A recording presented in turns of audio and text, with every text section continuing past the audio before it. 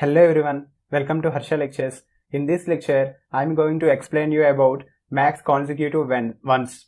So here, given a binary array, return the maximum number of consecutive ones in the array. So for example 1, here they given in the nums variable array 1 1 0 1 1 1. So here we need to find maximum consecutive ones. So here 1 after 1, again here 0 was came and here 1 repeated 3 times. So here the maximum consecutive ones is 3.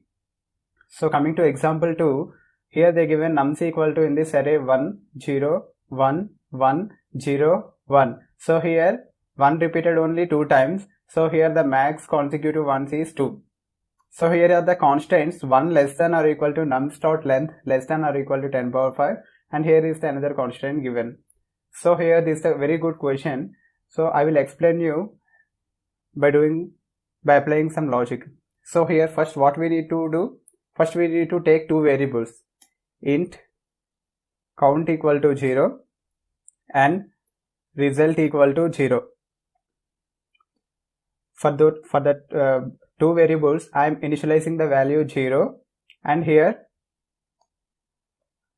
in this for loop int I equal to 0, I less than nums dot length I increment, and here in this I will mention if nums array is there, right? So here nums of I is equal to 1, then count plus plus. So here if this nums array is there, right? So in this given input, if 1 is repeated, then it will be count by the variable count, and here result equal to math dot max. Here I will mention count comma result. So here in this math dot max, which is the maximum value that will be stored in this result, okay? And here return result. Now we'll check this will be right or wrong.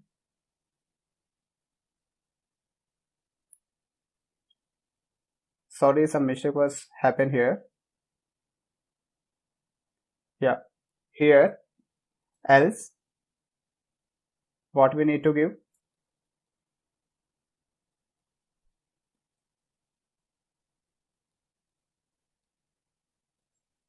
else count equal to 0, and then again I will run the code. Yeah, accepted. Now I will submit this code. Yeah, success. So here I will explain again. So here in this class, here I just created two variables, count and result. I initialize the value 0, and in this for loop I traverse the value from 0 to end of the array, and I am comparing the condition. If nums array is equal to 1, then that will be, we need to make a count on the variable count. And here in this result math.max I mentioned two variables, one is count and another one is result. So what are the elements that is counted earlier, that will be stored in this count, and again updated value will be update over here, that will be stored in this result. So here I am comparing that old count to new count, so that we can get what is the maximum element in this array, that max consecutive ones.